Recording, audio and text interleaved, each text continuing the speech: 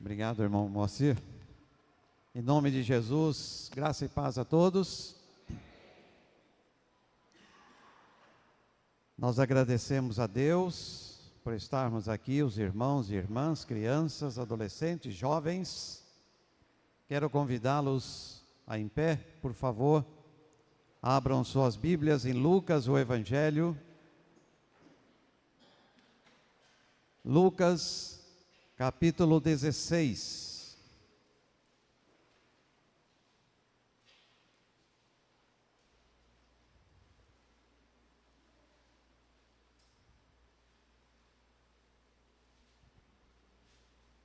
Lucas, capítulo 16, começando no versículo 19.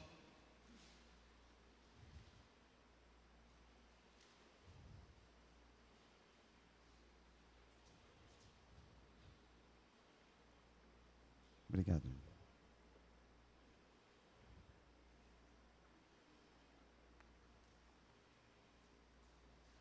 Texto bem conhecido, mas por ser a palavra de Deus muito profunda e sempre tem algo para nos ensinar.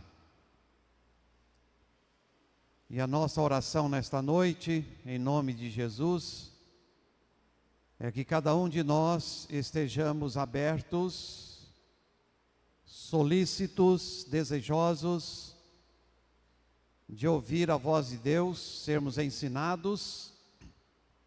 E se porventura alguém aqui nesta noite ainda não recebeu a Jesus como Salvador, que o faça para a sua alegria e para a glória de Deus. Lucas 16, verso 19. Ora, havia um homem rico e vestia-se de púrpura e de linho finíssimo, e vivia todos os dias regalada e esplendidamente. Havia também um certo mendigo chamado Lázaro, que jazia cheio de chagas à porta daquele, e desejava alimentar-se com as migalhas que caíam da mesa do rico. E os próprios cães vinham lamber-lhe as chagas. E aconteceu que o mendigo morreu e foi levado pelos anjos para o seio de Abraão. E morreu também o rico e foi sepultado. E no inferno ergueu os olhos, estando em tormentos, e viu ao longe a Abraão e Lázaro no seu seio. E clamando disse: Pai Abraão, tem misericórdia de mim, e manda Lázaro que molhe na água a ponta do seu dedo e me refresque a língua, porque estou atormentado nesta chama. Disse, porém, a Abraão: Filho, lembra-te de que recebeste os teus bens em tua vida, e Lázaro somente males. E agora este é consolado, e tu atormentado. E além disso, está posto um grande abismo entre nós e vós, de sorte que os que quisessem passar daqui para vós não poderiam, nem tampouco os de lá passar para cá. E disse ele: Rogo-te, pois, ó Pai, que o mandes à casa de meu pai, pois tenho 5 irmãos, para que lhes dê testemunho, a fim de que não venham também para este lugar de tormento. Disse-lhe Abraão: Tem Moisés e os profetas, ouçam-nos. E disse ele: Não, pai Abraão, mas se algum dentre os mortos fosse ter com ele, arrepender-se-iam. Porém Abraão lhe disse: Se não ouvem a Moisés e aos profetas, tampouco acreditarão, ainda que alguns dos mortos ressuscite. Querido Deus, fale nesta noite em cada coração. Aqueles, ó Deus, que estão aqui e não estão experimentando pela convicção do Espírito Santo, não têm a certeza da sua regeneração, que a tua obra seja feita para a tua glória, pedimos em nome de Jesus.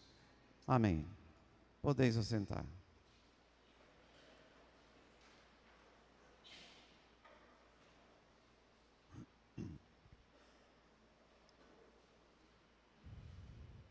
Ainda que este assunto e texto não seja uma parábola, porque em uma parábola é o mesmo que uma comparação, um paralelo, uma história curta para ensinar uma verdade moral e espiritual. Apesar de que muitas pessoas conhecem esse texto como parábola. No entanto, em uma parábola, nenhum personagem é chamado pelo nome, mas aqui é chamado. O Senhor Jesus, ao longo do seu ministério aqui na terra, falou 41 parábolas. E a do rico e Lázaro não faz parte dessas 41. Por isso não é classificada, teologicamente falando, como uma parábola, mas uma narração, para chamar a atenção de todos sobre o perigo iminente de alguém se apegar às coisas materiais em detrimento às espirituais, e do perigo das riquezas como algo suficiente para si mesmo neste mundo. Como título da nossa mensagem nesta noite, aos que estão aqui, aos que estão online, espalhados aí pelo nosso Brasil e mundo, escolhi o tema O Rico e o Pobre, situações antagônicas. O alerta de Jesus aqui no campo espiritual de pessoas se apegarem aos bens materiais e ignorarem a sua situação espiritual. Jesus usa essa narração para exortar o ser humano quanto à sua luxúria e extravagância egoísta, sem se importar com o seu semelhante, que é o que está registrado aqui e evidente. Bem como também é uma advertência, um alerta de Jesus para se levar a sério a eternidade com Deus e a eternidade sem Deus. No século IV e III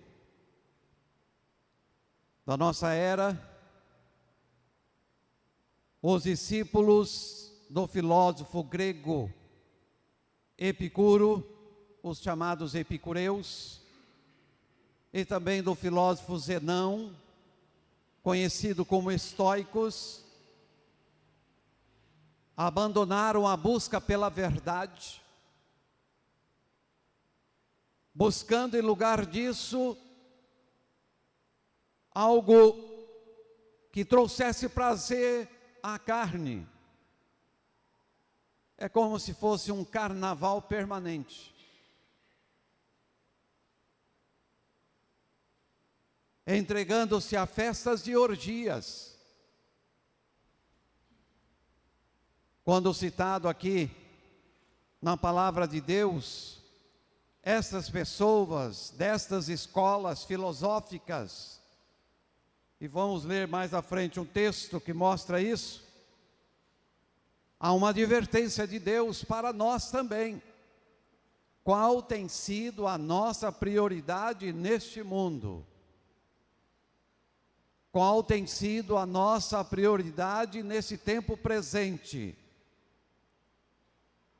O que é que está ocupando o primeiro lugar em nossas vidas? Quem é o protagonista?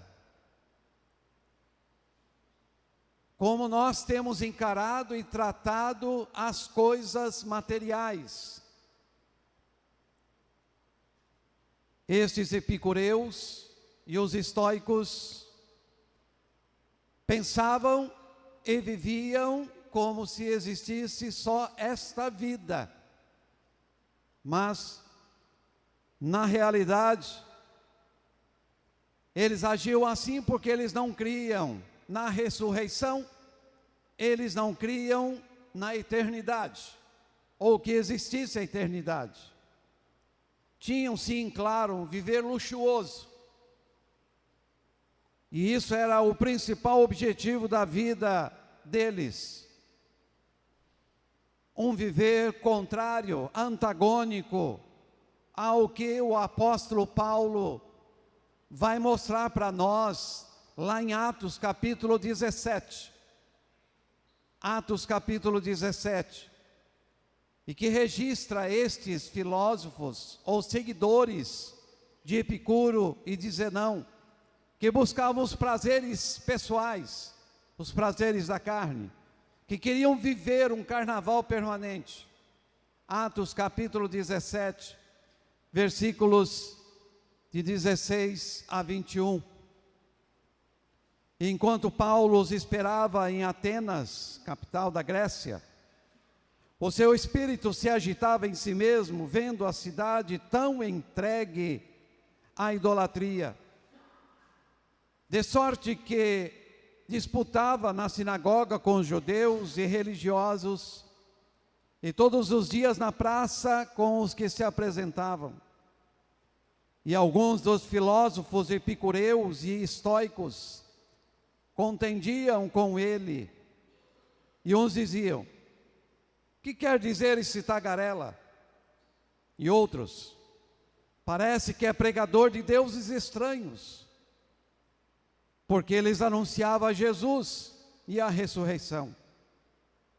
E tomando-o, o levaram ao Areópago, dizendo: poderemos nós saber que nova doutrina é essa de que falas? Pois coisas estranhas nos trazes aos ouvidos. Queremos, pois, saber o que vem a ser isto. Pois todos os atenienses e estrangeiros residentes de nenhuma outra coisa se ocupavam, senão de dizer e ouvir alguma novidade. Situação que se repete em nossos dias. Não precisa, claro, carregar o título de epicureus ou estoicos, mas se manifestam no seu dia a dia dessa maneira. Essa é a realidade nos nossos dias, na nossa sociedade pós-moderna e capitalista, em que está sempre enxergando os bens materiais, os benefícios pessoais. E por isso, desde já, alertamos os ouvintes que o tempo de vida aqui na terra é limitado, muito limitado. Não existe só esse tempo aqui na terra.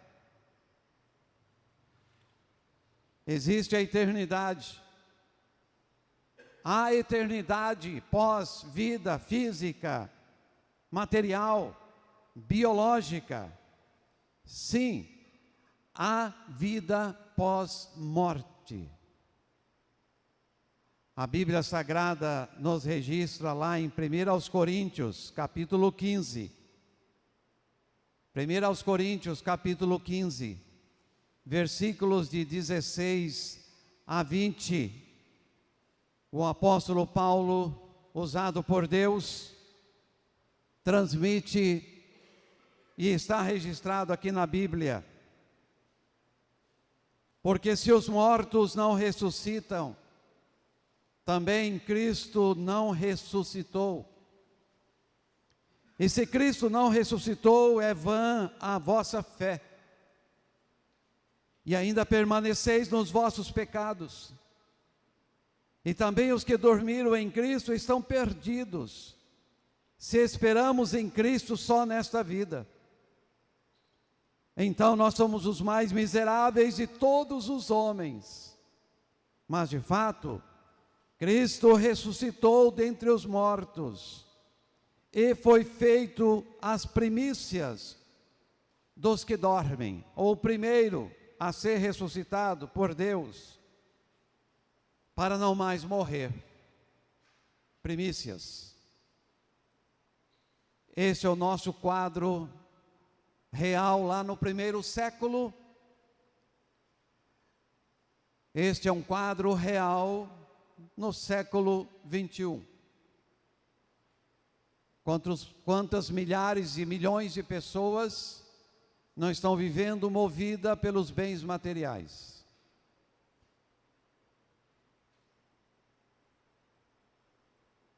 Ontem foi comunicado o falecimento de um poeta, de um jornalista, de um escritor, Fernando Veríssimo.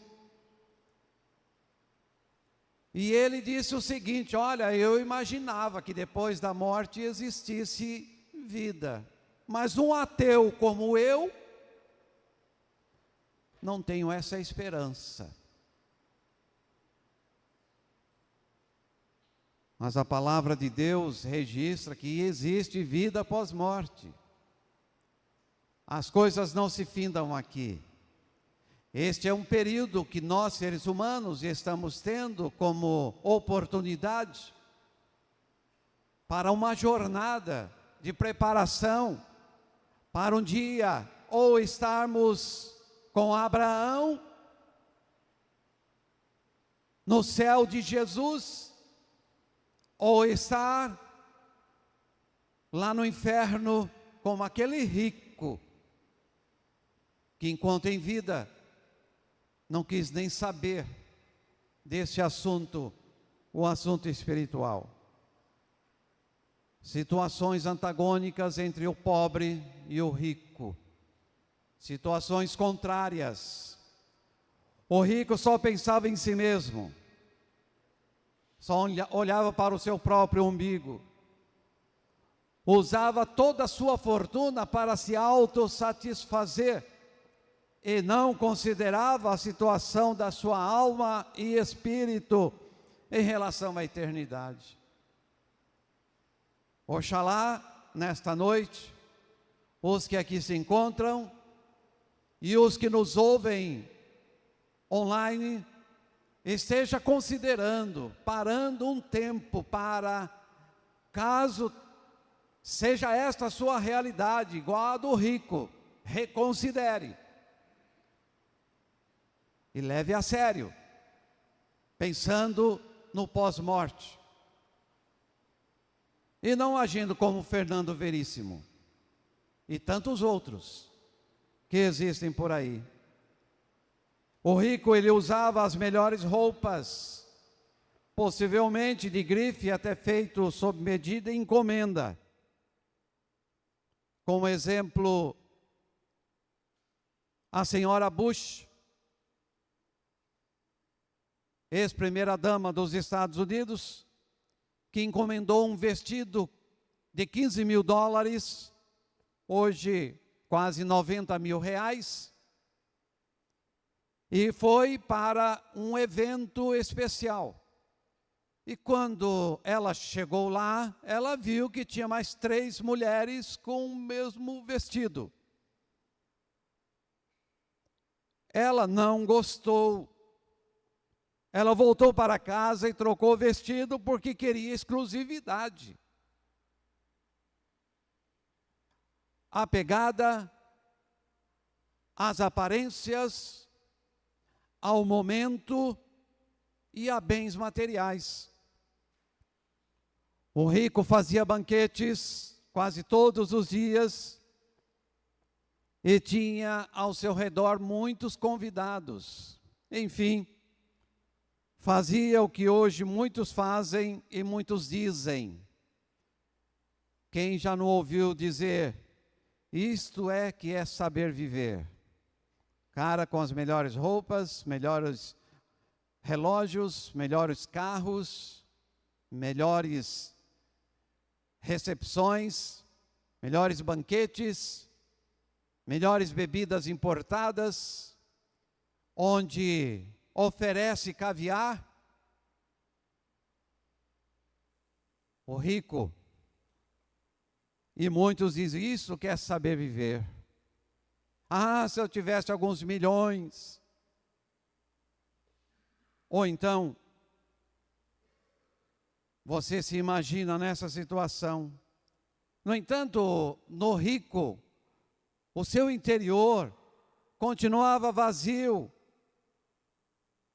E o vazio que estava no interior daquele homem rico era gigante.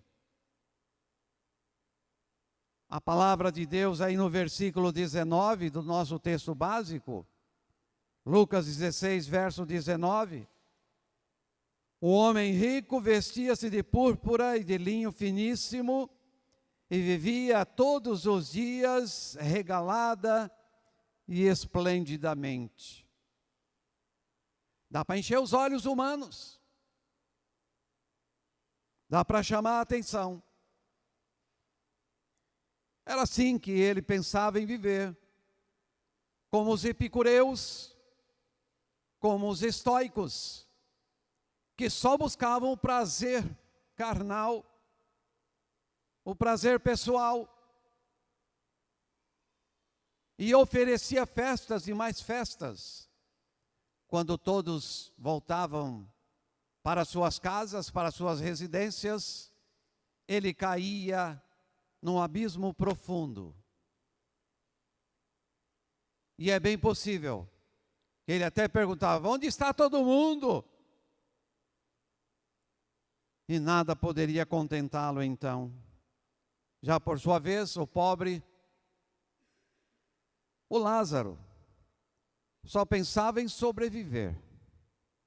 Mendigo, perebento, maltrapilho, sujo, mal cheiroso, um sem terra, um sem teto, sem emprego, sem família, excluído da sociedade e tendo como companhia os cães, que se satisfaziam lambendo as suas feridas, as suas chagas. Mas os dois, o rico e o pobre, tiveram algo em comum. Ambos morreram.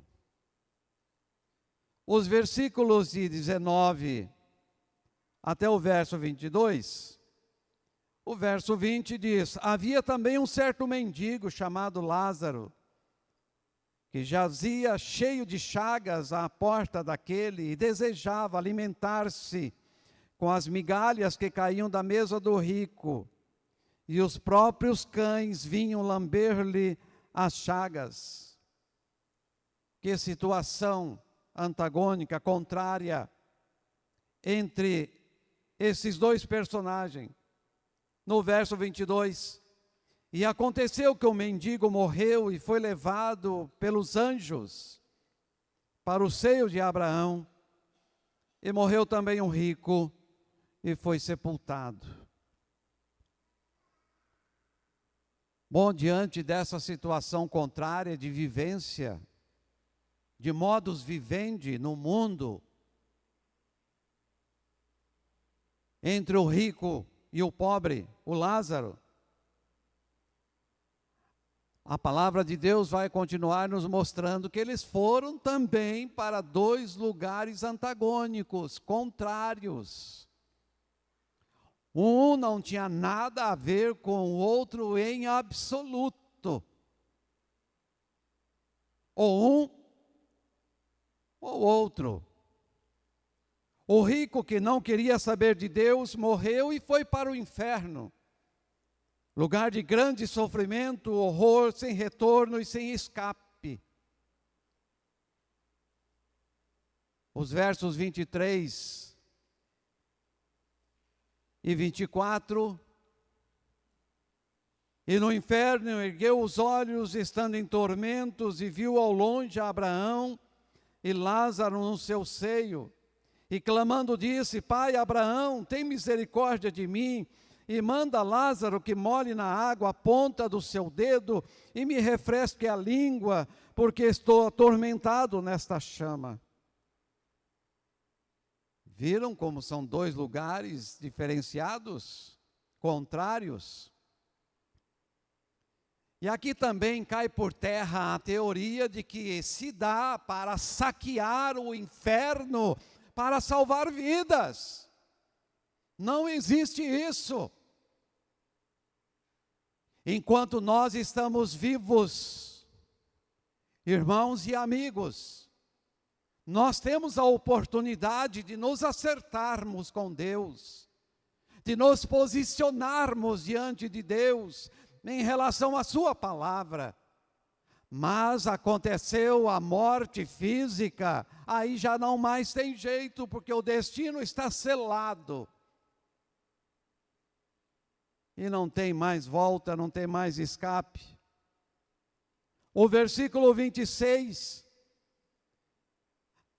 Jesus dizendo: e além disso está posto um grande abismo entre nós e vós, de sorte que os que quisessem passar daqui para vós não poderiam, nem tampouco os de lá passar para cá.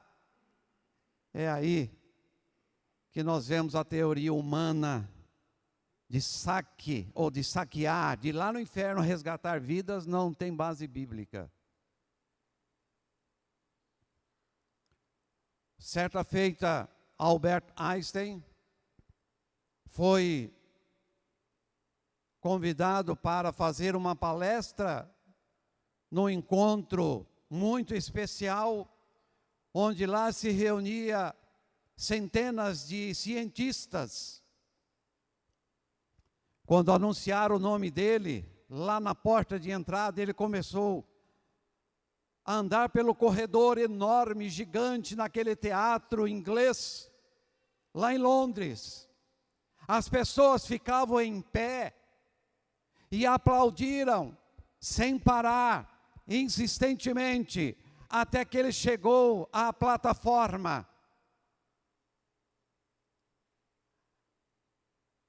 Aí, quem havia anunciado o nome dele, entregou-lhe a palavra, e Einstein disse o seguinte: olha, seria muito interessante, muito recomendável, que vocês esperassem eu primeiro falar, para depois me aplaudir, porque vocês não sabem se eu vou falar o que é certo, vocês não sabem se o que eu vou falar é o correto.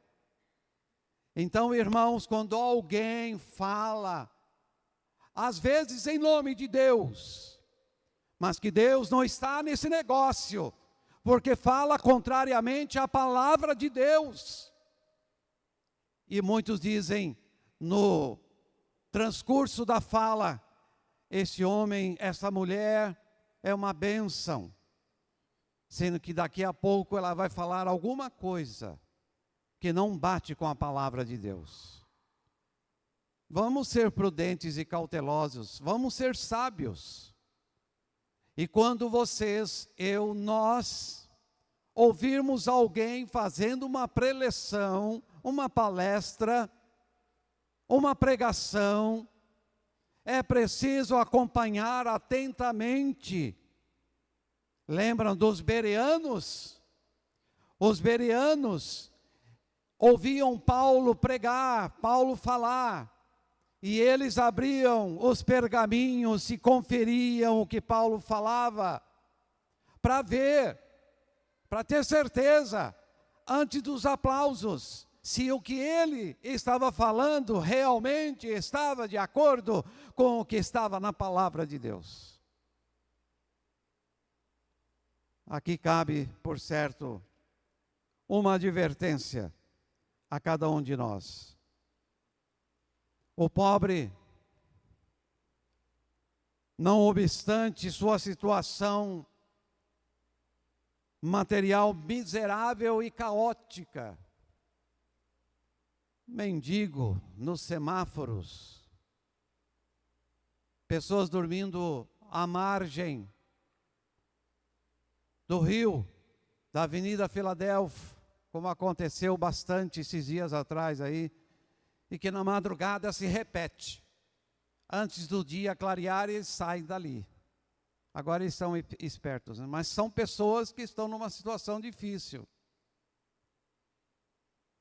que hoje é considerada a situação de vulnerabilidade.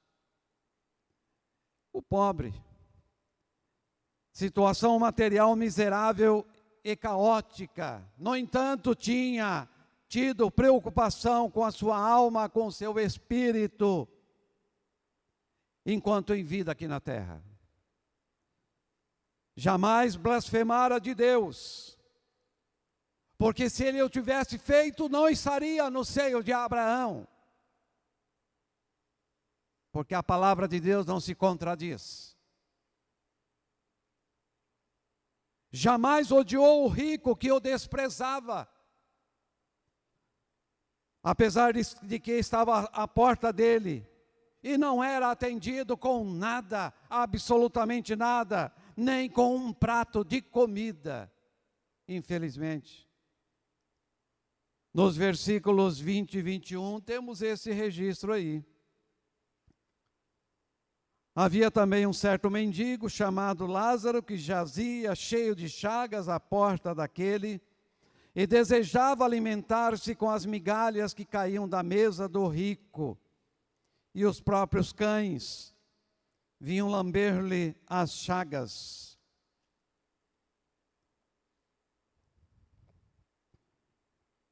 O sábio Salomão escreveu lá em Eclesiastes capítulo 9, Eclesiastes capítulo 9, versos de 4 a 6. E aqui mais uma advertência de Deus a cada um de nós.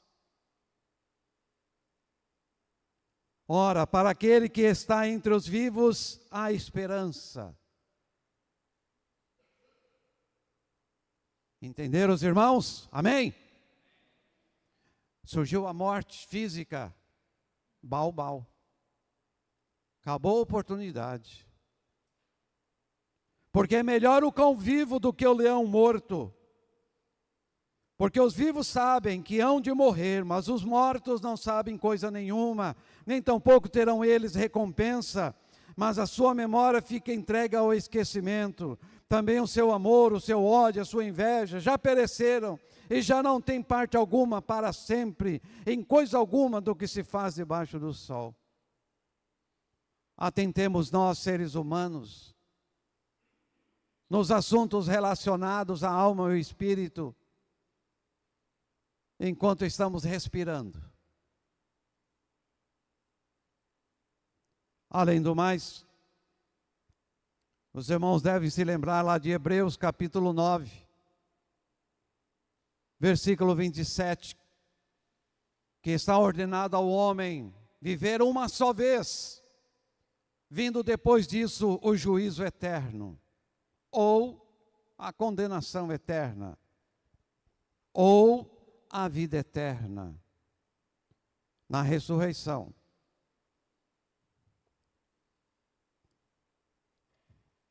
Os que se apegam aos bens materiais, os que representam aqui o rico, não por possuir tanto, mas que estão apegados às coisas materiais. Talvez seja um epicureu, talvez seja um estoico, que só pensa no bem, prazer pessoal, satisfazer a sua carne, sua mente, os seus desejos. Tem pessoas, como este rico, que é rico, mas é pobre. As riquezas sem Deus no coração só torna o homem escravo. Escravo de si mesmo porque quer sempre se autossatisfazer. Escravo dos bens materiais, no querer conquistar, possuir cada vez mais. Um pastor evangélico na Inglaterra foi chamado para visitar alguém no leito do hospital. Aquele paciente era um homem muitíssimo rico, mas que espiritualmente estava sem nada. Quando o pastor se aproximou do leito daquele homem, do enfermo, o pastor pediu que ele lhe estendesse a mão para segurar e orar com ele. Mas aquele homem, quase moribundo, recusou, encolheu o máximo possível a sua mão e mão fechada. Diante daquele quadro, o pastor, mesmo assim, orou, impôs a mão na cabeça do enfermo. Logo em seguida, aquele homem veio a falecer. Aí então, no preparo do corpo para o sepultamento, perceberam que ele tinha a mão direita travada, fechada, trancada. Tiveram que desenvolver um grande esforço para tirar dedo por dedo, quase quebrando o osso. E descobriram na mão daquele homem falecido uma chave. A chave do seu cofre, onde ele tinha guardado toda a sua riqueza. E que nem a chave ele pôde levar. Infelizmente, ele não só não abriu a mão, como também não abriu o coração para Jesus. Ele não se preocupou com seu bem-estar espiritual. A vida humana, material, biológica, essa que nós temos, não termina aqui. Existe a eternidade para ela, mediante a graça de Deus, que não é evanescente, ou seja, a graça de Deus não desaparece, não murcha, não diminui, assim como Deus também não, porque Deus é imutável, Deus é imarcessível, e qualquer pessoa que pela fé reconheça a necessidade no seu coração de ter Deus, de ter Jesus como seu Salvador, recebe esta graça, essa salvação genuína. Foi para isso que Deus mandou seu Filho Jesus a este mundo. Aí nós vamos lá em João, o Evangelho, capítulo 3. João, capítulo 3, versos de 15 a 19.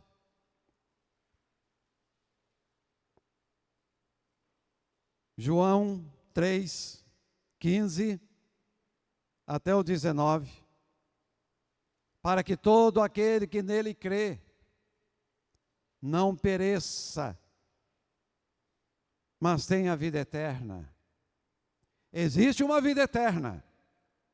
E para se ter essa vida eterna aqui, já, e na posteridade, lá na eternidade, com Jesus, é preciso crer. Está colocando aí, ó, aquele que nele crê. Na continuação, verso 16. Porque Deus amou o mundo de tal maneira que deu o seu Filho unigênito, para que todo aquele que nele crê não pereça, mas tenha a vida eterna. Porque Deus enviou o seu Filho ao mundo, não para que condenasse o mundo, mas para que o mundo fosse salvo por ele. Quem crê nele não é condenado. Tipo o rico, que não creu em Deus, condenado, morreu, inferno, sofrimento, dor, agonia, gemidos, e sem volta. Mesmo que alguém, entre aspas, queira, eu vou salvar o meu pai que morreu e foi para o inferno, não tem jeito. Não dá para saquear o inferno, porque os que estão no inferno não passam para o céu, e os que estão no céu não passam para o inferno. O registro está aqui na palavra de Deus. Porquanto não crê, esses não creem. Mas quem não crê já está condenado, porquanto não crê no nome do unigênito Filho de Deus. E a condenação é esta, que a luz veio ao mundo, e os homens preferiram mais as trevas do que a luz, porque as suas obras eram más. A única solução é reconhecer em Jesus a sua salvação. Só Jesus. Não importa a sua situação atual, amigos, não importa a sua situação atual, mas sim o que importa é crer em Deus, na sua palavra, e ter a Jesus como seu Salvador e Senhor absoluto da sua vida. Isso sim importa.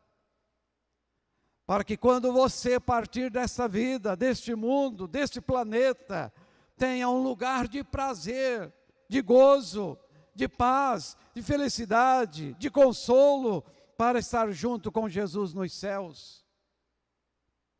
Isso sim importa.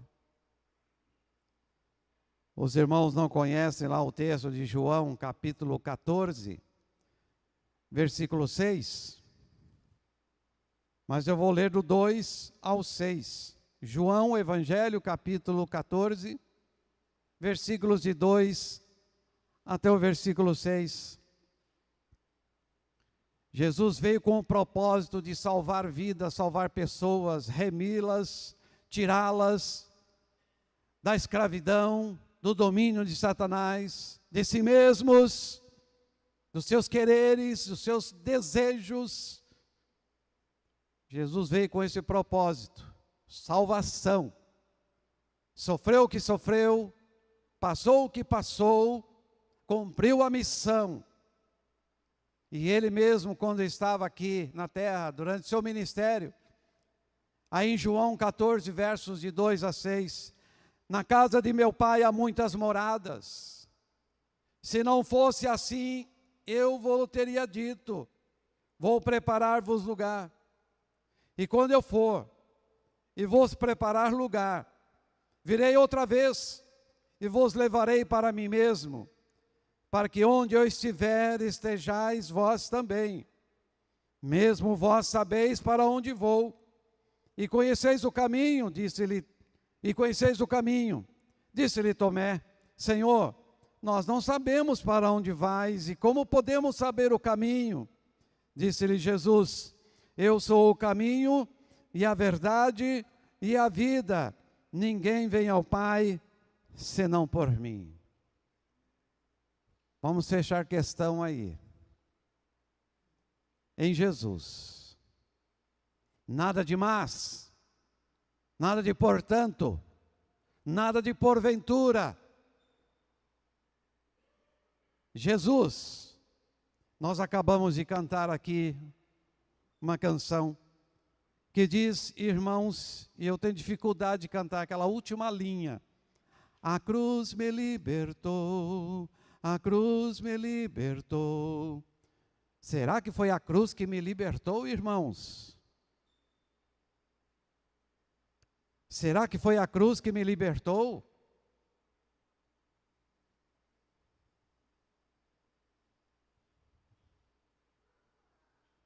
Quem é que foi enviado para passar o que passou, viver o que viveu, sofrer o que sofreu? Foi a cruz? Um objeto inanimado? Foi o madeiro? Não, claro que não. Isso é até uma questão de inteligência.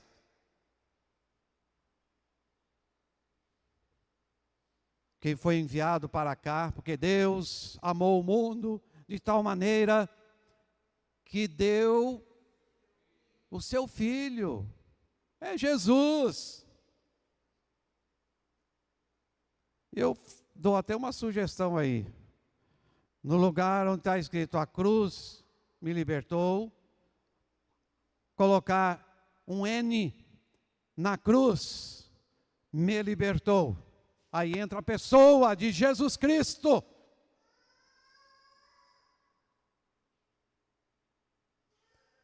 Eu não sei quem foi o compositor desta canção, mas acredito eu que, teologicamente e espiritualmente falando, ninguém vai reclamar se nós colocarmos um N aí. Na cruz me libertou. Porque aí leva-nos à pessoa augusta de Jesus Cristo. Aquele que veio, nos salvou ao morrer na cruz, foi ressuscitado ao terceiro dia. Porque nós não cremos só para esta vida, cremos também para a eternidade. E Ele mesmo disse que Ele viria, salvaria e prepararia moradas para que onde Ele estivesse, nós também pudéssemos estar. Jesus foi capaz de fazê-lo para nós, irmãos. Nós éramos, somos e seremos incapazes de nos salvar a nós mesmos. E é tão verdade que Deus enviou o seu Filho unigênito. Entenderam? Inteligentemente, acredito que sim. Lá em Colossenses capítulo 1, versículos 16 a 20. Colossenses 1, capítulo 1 de Colossenses, versículos de 16 a 20.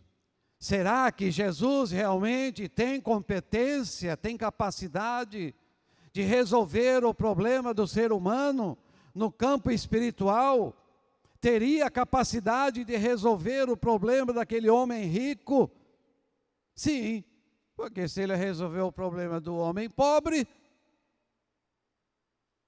Colossenses capítulo 1, verso 16, porque nele foram criadas todas as coisas que há nos céus e na terra, visíveis e invisíveis, sejam tronos, sejam dominações, sejam principados, sejam potestades, tudo foi criado por Ele e para Ele, e Ele é antes de todas as coisas, e todas as coisas subsistem por Ele, e Ele é a cabeça do corpo, da igreja, é o princípio, o primogênito dentre os mortos, para que em tudo tenha preeminência, porque foi do agrado do Pai, que toda a plenitude nele habitasse, e que havendo por ele feito a paz pelo sangue da sua cruz, por meio dele, reconciliasse consigo mesmo todas as coisas, tanto as que estão na terra, como as que estão nos céus.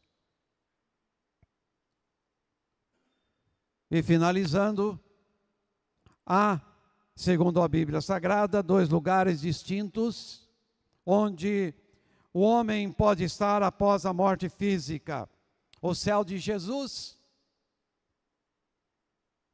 o inferno do diabo. Palavra dura, é verdade, mas real.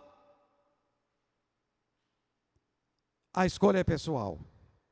Tudo vai depender de cada um, de como cada um reage àquilo que Deus diz e oferece. O bom seria que, assim como eu, você levasse em consideração, levasse a sério a Jesus e a sua palavra. Se você não quer ir para onde o homem rico foi e está em tormento eternamente, não por ser rico, mas por ignorar Deus e a sua palavra, E lá, olha, não é um bom lugar. Onde ele está, não é um bom lugar. O profeta Isaías, no capítulo 66, versículo 24. Isaías 66, verso 24. E sairão e verão os cadáveres dos homens que prevaricaram contra Deus, contra mim, porque o seu verme nunca morrerá, nem o seu fogo se apagará, e serão um horror a toda a carne. Esse texto aqui de Isaías 66, verso 24, é repetido por Jesus lá em Marcos 3 vezes seguidas. Em Marcos capítulo 9, verso 44, onde o seu bicho não morre e o fogo nunca se apaga.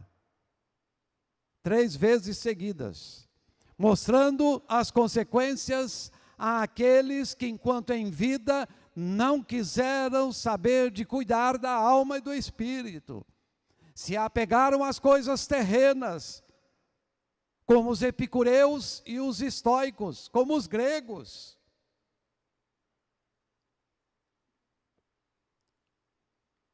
Mas você pode considerar em seu coração estar onde Lázaro foi.